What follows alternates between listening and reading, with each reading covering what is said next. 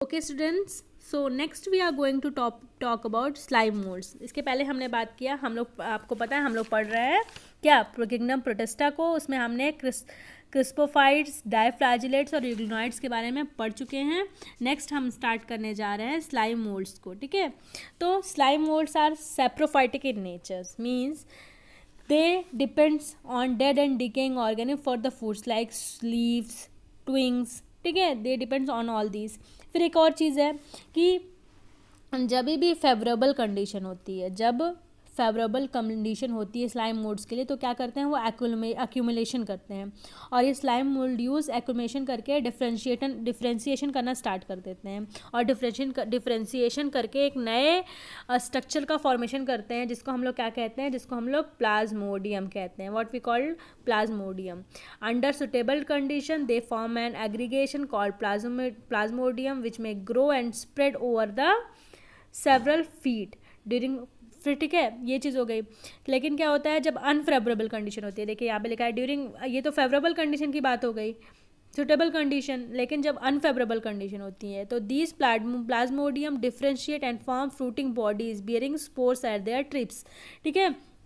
जब unfavourable condition होती है तो यही प्लाज्मोडियम क्या होता है, वो डिफ्रेंशिएट करता है और अपनी एक फ्रूटिंग बॉडीज़ का फॉर्मेशन करता है। और वो फ्रूटिंग बॉडी क्या बियर करे रहती है अपने टिप पे, वो स्पोर को अपने टिप पे बियर करे रहती है। और वो जो स्पोर्स होते हैं वो क्या होते हैं, ट्रू वॉल्स होते हैं, ठीक है। These spores possesses true walls, और वो ट्रू वॉल्स कैसी होती हैं, बहुत ही रेजिस्टेंट होती हैं, मतलब बहुत ही मजबूत होती हैं। और इसी मजबूती के नाते they can survive for the many years, several years they can survive, ठीक है। तो ये चीज़ हो गई। फिर एक और चीज़ है कि यहाँ पे जो प्लाज्मोडियम की बात हो रही है, तो ये प्लाज्मोडियम को आप डिफरेंस समझिएगा, ये वो प्लाज्मोडियम नहीं है जो मलेरिया में यूज़ होता है, जो मलेरिया काजिंग प्लाज्मोडियम है वो नहीं है ये। यहाँ पे ये दूसरा प्लाज्मोडियम है, ठीक है। तो ये बात हो गई आपके स्लाइम मॉड्यूल्स की। नेक्स्ट और लास्ट है आपका जो प्रोटोजोन्स। तो आपका protozoans, all protozoans are heterotrophic in nature, they live and, ठीक है। सबसे पहली चीज़ कि ये हेटेरोट्रॉपिक इन नेचर होते हैं। दूसरी चीज़, इनको हम लोग क्या कहते हैं, प्रिमिटिव रिलेटिव्स ऑफ एनिमल्स। क्यों कहते हैं प्रिमिटिव रिलेटिव्स ऑफ एनिमल्स? देखिए ऐसा क्यों होता है, क्योंकि देखिए जो प्रोकैरियोटिक और यूकैरियोटिक में हमने सबसे पहला प्रोकैरियोटिक में कौन सा एनिमल पढ़ा, हमने मोनेरा के बारे में पढ़ा, किंगडम मोनेरा को। और यूकैरियोटिक में हमने सबसे पहले किसको पढ़ा, प्रोटिस्टा को। फिर आगे हम पढ़ेंगे फंजाई और ऐसे पढ़ेंगे। तो जो किंगडम प्रोटिस्टा है उसको लिंक माना जाता है किसके बीच का, प्रोकैरियोटिक और यूकैरियोटिक का। इसीलिए हम इसको क्या कहते हैं, प्रिमिटिव रिलेटिव्स ऑफ एनिमल्स भी कहते हैं, ठीक है। तो ये चीज़, उसके बाद यहाँ बताया गया है प्रोटोजोन्स को 4 कैटेगरीज में डिवाइड किया गया है। They have 4 major groups of protozoans. पहला क्या है, एमीबॉयड प्रोटोजोन्स। दूसरा है फ्लैजिलेटेड प्रोटोजोन्स, सीलिएटेड प्रोटोजोन्स और स्पोरोजोन्स, ठीक है। तो इन सारी चीज़ों को हम क्या करने जा रहे हैं, डिटेल में पढ़ने जा रहे हैं। तो पहला है एमीबॉयड प्रोटोजोन्स, नाम से पता चल रहा है इसका एग्जाम्पल क्या होगा, अमीबा। तो ये अमीबा क्या करते हैं, कैप्चरिंग और लोकोमोशन में एक चीज़ का यूज़ करते हैं, किसका नाम है, सीडोपोडिया का यूज़ करते हैं, ठीक है। और वो फाल्स फीट होता है, ठीक है। देखिए क्या पे, और ये चीज़ क्या है, ये देखिए यहाँ पे ये कहाँ प्रेजेंट होते हैं, they live in fresh water, sea water and moist soil में लिव करते हैं।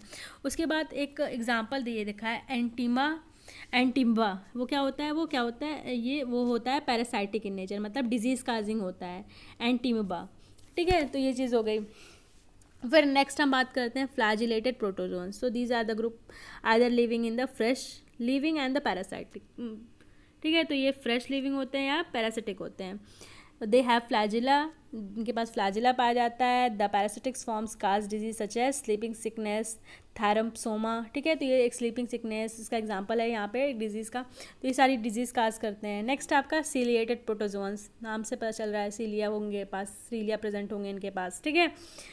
दे are aquatic actively moving organism because the presence of thousands of cilia. इसका एग्जांपल क्या है, पैरामीशियम, मतलब ये बहुत ही actively moving, aquatic, obviously aquatic हैं, माइक्रोस्कोपिक हैं, ये मूव कर पा रहे हैं क्योंकि इनके पास बहुत नंबर ऑफ सीलिया प्रेजेंट है, क्योंकि नाम से पता चल रहा है कौन से प्रोटोजोन्स हैं, ये सीलिएटेड प्रोटोजोन्स हैं, ठीक है। They have a cavity, they have also a cavity which open outside of the cell surface, ठीक है। They coordinate movement of rows cilia because the water laden with the food to be stayed in to the guts, ठीक है। तो ये सारी चीज़ मतलब that guts और दैट कैविटीज़ का एग्जांपल आपका पैरामीशियम, ठीक है। तो ये चीज़ हो गई। नेक्स्ट आपका sporozoans, they include diverse organism that have infectious spore like stage in the life, ठीक है।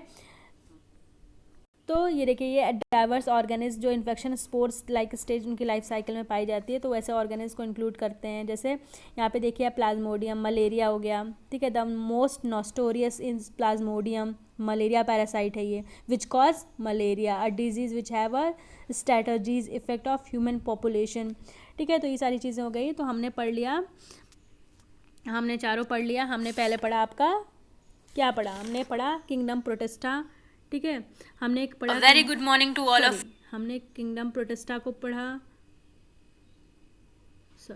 हमने किंगडम प्रोटेस्टा को पढ़ा, क्रिस्पोफाइट्स पढ़ा, डाइफ्लैजिलेट्स पढ़ा, यूग्लिनोइड्स पढ़ा, स्लाइमोड्यूल्स पढ़ा, प्रोटोजोन्स पढ़ा, उसकी कैटेगरीज को पढ़ा। फिर नेक्स्ट हम अभी कंटिन्यू करेंगे क्या, किंगडम फंजाई। तो ये किंगडम फंजाई हम लोग आपका नेक्स्ट क्लास में कंटिन्यू करेंगे। अगर आप लोग पूरा एक चीज़ पढ़ लीजिए, पूरा मतलब पूरा किंगडम प्रोटेस्टा में जितना एग्जाम्पल दे रखे हैं, उसका डिफिनीशन दे रखा है आपके एनसीईआरटी में, आप उसको पढ़ लीजिए। अगर आपको ऐसा लगता है कि कोई टॉपिक या कोई लाइन आपको समझ में नहीं आई है, तो मैं उसको आपको वापस से रिपीट कर दूँगी, ठीक है। Thank you.